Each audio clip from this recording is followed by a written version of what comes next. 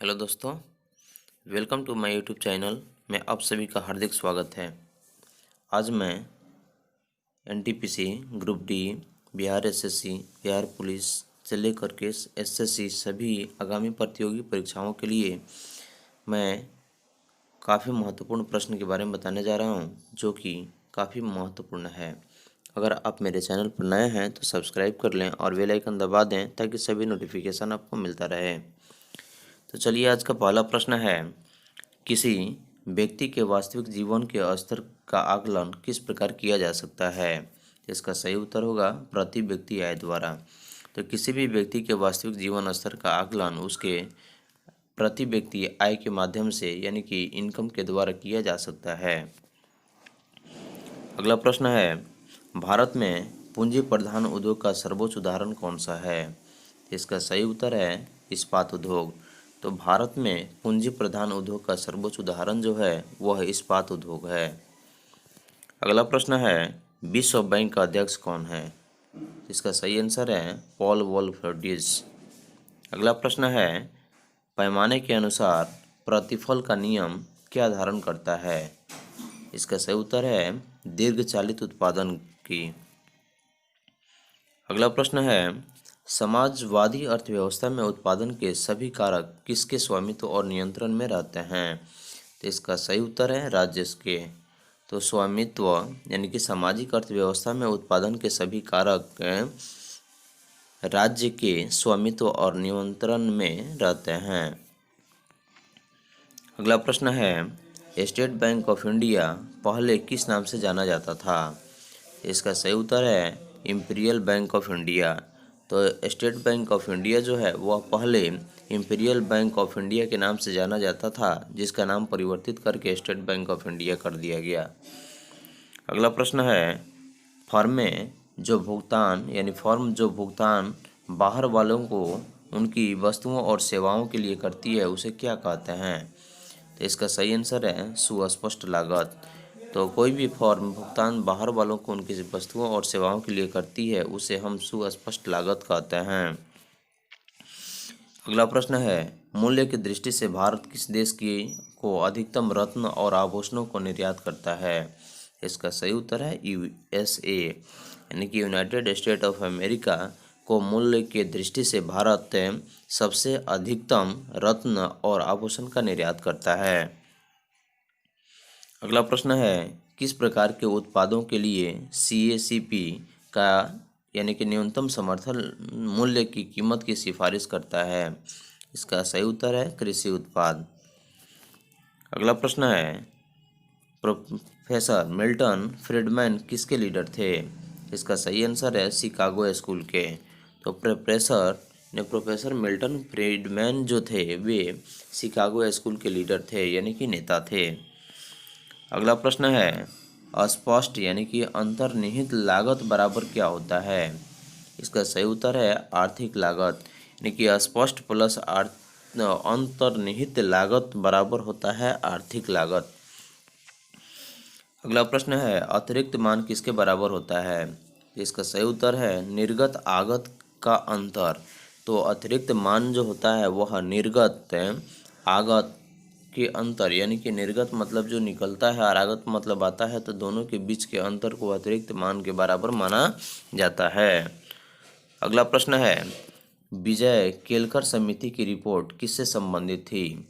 इसका सही उत्तर है कर सुधारों से। कर मतलब टैक्स सुधार जो है वह विजय केलकर समिति की रिपोर्ट से संबंधित थी। अगला प्रश्न है, 2011 की जनगणना कैसी थी? इसका सही आंसर है 15वीं जनगणना थी यानी कि 2011 की जो जनगणना थी वह 15वीं जनगणना थी। अगला प्रश्न है, भारत में वर्तमान मुद्रा प्रणाली का प्रबंधकर्ता कौन है? तो भारतीय रिजर्व बैंक।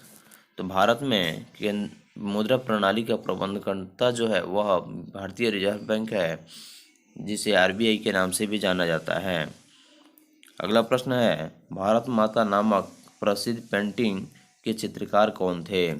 इसका सही उत्तर है अवनींद्रनाथ टैगोर। अगला प्रश्न है, तंजावर के मंदिरों से किस नृत्य रूप को प्रोत्साहन किया गया और अपनाया गया? इसका सही उत्तर है भरतनाट्यम। अगला प्रश्न है, आधुनिक हिंदी साहित्य का अग्रणी साहित्यकार कौन है? इसका सही उत्तर है भारतेंदु हरिश्चंद्र। तो आधुनिक हिंदी साहित्य का अग्रणी साहित्यकार जो है वह भारतेंदु हरिश्चंद्र हैं। अगला प्रश्न है, पुस्तक द जिगजैग वे के लेखक कौन हैं? तो इसका सही उत्तर है अनीता देसाई। तो पुस्तक द जिगजैग के लेखक जो हैं वह अनीता देसाई थी। अगला प्रश्न है, NIN यानी कि राष्ट्रीय पोषण संस्थान का केंद्रीय कार्यालय कहाँ स्थित है? इसका सही उत्तर है हैदराबाद में। तो NIN यानी कि राष्ट्रीय पोषण संस्थान का केंद्रीय कार्यालय जो है वह हैदराबाद में स्थित है।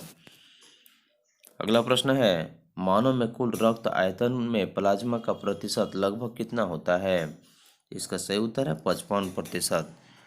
तो मानव में कुल रक्त आयतन में प्लाज्मा का जो प्रतिशत होता है वह लगभग 55% भाग होता है। अगला प्रश्न है, मानव शरीर की सबसे बड़ी मिश्रित ग्रंथि कौन सी है? इसका सही उत्तर है अग्नाशय। तो मानव शरीर की सबसे बड़ी जो मिश्रित ग्रंथि है वह अग्नाशय है। अगला प्रश्न है, श्वसन कैसी प्रक्रिया मानी जाती है? इसका सही उत्तर है अपचयी प्रक्रिया। तो श्वसन को अपचयी प्रक्रिया माना जाता है। अगला प्रश्न है, शब्दिनी यानी कि साइकिंग्स किसमें वाक्य यंत्र है? इसका सही उत्तर है पक्षी में। अगला प्रश्न है, ऊंट में जीनोमिक यानी कि DNA के अध्ययन हाल ही में यानी कि कहाँ के वैज्ञानिकों ने पूरे कर लिए? यानी कि ऊंट में जीनोमिक के DNA अध्ययन कहाँ के वैज्ञानिक ने पूरे कर लिए? इसका सही उत्तर है चीन के। अगला प्रश्न है, एलोसोम कहाँ होते हैं? तो यह लिंग गुणसूत्र में होते हैं। अगला प्रश्न है, आपके पाठ के अनुसार पृथ्वी पर जीवन बनाए रखने के लिए आनुवंशिकता लाइब्रेरी क्या हो सकती है? इसका सही उत्तर है जैव विविधता। तो पृथ्वी पर जीवन बनाए रखने के लिए आनुवंशिक लाइब्रेरी जो होती है वह जैव विविधता होती है। अगला प्रश्न है, इलिसा परीक्षण किसके निदान के लिए किया जाता है? इसका सही उत्तर है एड्स परीक्षण। यानी कि एड्स प्रतिरक्षी की जांच करने के लिए इलिसा यानी कि इलिसा परीक्षण किया जाता है। अगला प्रश्न है, सीमेंट फैक्ट्री के मजदूरों को क्या होने की संभावना सबसे अधिक रहती है? इसका सही उत्तर है एस्बेस्टोसिस। यानी कि एस्बेस्टोसिस जो है वह सीमेंट फैक्ट्री के मजदूरों को अत्यधिक होने की संभावना होती है, क्योंकि सीमेंट कारखाने में काम करने वाले मजदूरों को अधिक मतलब कूड़े कचरे से गुजरना पड़ता है, जिसकी वजह से उनके सांस लेने में परेशानी होती है। और वहीं सांस लेने की परेशानी से धूल कण जब शरीर के अंदर प्रवेश करता है तो उसी से एस्बेस्टोसिस से नामक बीमारी अधिक हो जाती है। अगला प्रश्न है, माइकोप्लाज्मा किस रंग या किस रोग से संबंध है, वह किन अवयवों को प्रभावित करता है? इसका सही उत्तर है श्वास संबंधी। तो माइकोप्लाज्मा जो है वह सांस संबंधी रोग से संबंधित है, और वह श्वास संबंधी क्रिया जो होती है उसको यानी कि श्वास संबंधी जो शरीर में अनेक प्रकार के जो तत्व पाए जाते हैं उनको प्रभावित करती है। अगला प्रश्न है, जोगतम की उत्तरजीविता की संकल्पना का समर्थन सबसे पहले किसने किया था? इसका सही उत्तर है डार्विन ने। तो योग्यता की उत्तरजीविका यानी कि जीविता की संकल्पना सर्वप्रथम यानी कि सबसे पहले डार्विन ने किया था। अगला प्रश्न है, शहद का मक्खी का विष कैसा होता है? इसका सही उत्तर है अम्लीय। तो शहद की मक्खी का जो विष होता है वह अम्लीय होता है। अगला प्रश्न है, GM फूड से आशय उस खाद्य से है जो आनुवांशिकता रूपांतरित करते हैं। यानी कि GM फूड से आशय उस खाद्य से है यानी कि उस खाने वाले पदार्थ से है जो आनुवांशिकता रूपांतरित होते हैं। अगला प्रश्न है, पौधों में प्रकाश संश्लेषण के उत्पादन कौन से हैं? इसका सही उत्तर है जल, ऑक्सीजन और कार्बोहाइड्रेट। तो पौधों में प्रकाश संश्लेषण के उत्पादन का मुख्य स्रोत जो है वह जल है, ऑक्सीजन और कार्बोहाइड्रेट है। अगला प्रश्न है, पादप द्वारा बड़ी मात्रा में अपेक्षित तत्व कौन है? इसका सही उत्तर है नाइट्रोजन। तो पादप द्वारा बड़ी मात्रा में अपेक्षित जो तत्व है वह नाइट्रोजन है। अगला प्रश्न है, जैव मात्रा का पिरामिड किस पारिस्थितिक तंत्र से उल्टा है? तो इसका सही उत्तर है तालाब। अगला प्रश्न है, वातावरण में ऑक्सीजन की मात्रा अपेक्षाकृत नियत रहती है, क्यों? यानी कि क्योंकि यह किसके द्वारा छोड़ी जाती है? इसका सही उत्तर है पौधों के द्वारा। तो वातावरण में ऑक्सीजन की मात्रा अपेक्षाकृत नियत रहती है और यह पेड़ पौधों के द्वारा छोड़ी जाती है, जो कि मनुष्य द्वारा छोड़ी गई कार्बन डाइऑक्साइड को अवशोषित करके अपना भोजन बनाते हैं और उसे पेड़ पौधे ऑक्सीजन को छोड़ते हैं, और यही कारण है कि वातावरण में ऑक्सीजन की मात्रा अपेक्षाकृत नियत रहती है। अगला प्रश्न है, स्तंभों के कटे अंतों से जल का अवशोषण किस सिद्धांत का खंडन करता है?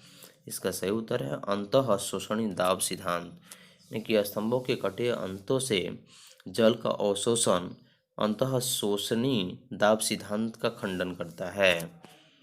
अगला प्रश्न है, एरेनियोलॉजी किसका अध्ययन है? इसका सही उत्तर है मकड़ी का अध्ययन। यानी कि एरेनियोलॉजी का संबंध जो है वह मकड़ों के अध्ययन से है। अगला प्रश्न है, गेहूं का धब्बा किसके कारण होता है? तो गेहूं का धब्बा होने का सबसे मुख्य कारण क्या है? इसका सही उत्तर है अस्टिलैगोट्रिटिसी। यानी कि गेहूं का धब्बा होने का सबसे मुख्य जो कारण है वह अस्टिलैगोट्रिटिसी है। अगला प्रश्न है, विदेशों में काम कर रहे भारतीय की आय क्या है? इसका सही उत्तर है भारत के निवल देशीय उत्पादन का अंश है। अगला प्रश्न है, किसी अर्थव्यवस्था में उत्कर्ष अवस्था का क्या अर्थ होता है? इसका सही उत्तर है स्थिर वृद्धि प्रारंभ होती है।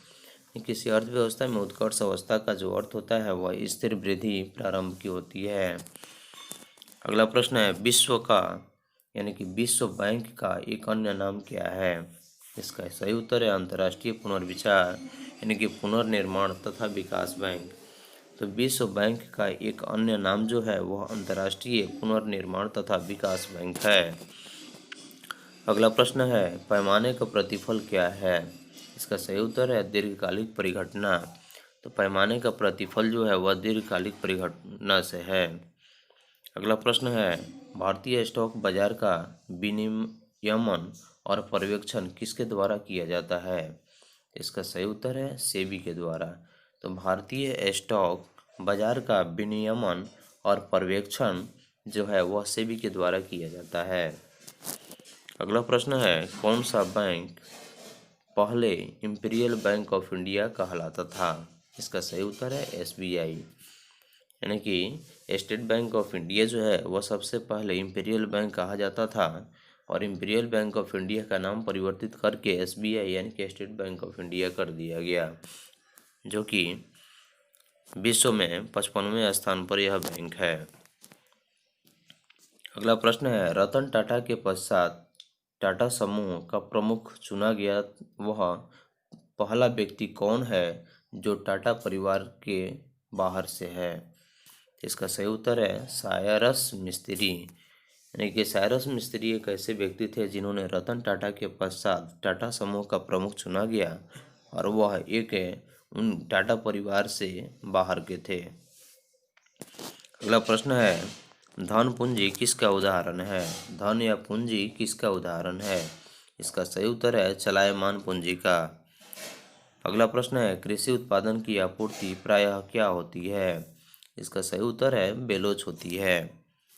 अगला प्रश्न है, उत्पादन के निमित्त उसके खाद्य उद्यमी को मिलने वाली पारिश्रमिक को क्या कहते हैं? इसका सही उत्तर है शुद्ध लाभ। तो उत्पादन के निमित्त उसके उद्यमी के मिलने वाले पारिश्रमिक को शुद्ध लाभ कहा जाता है।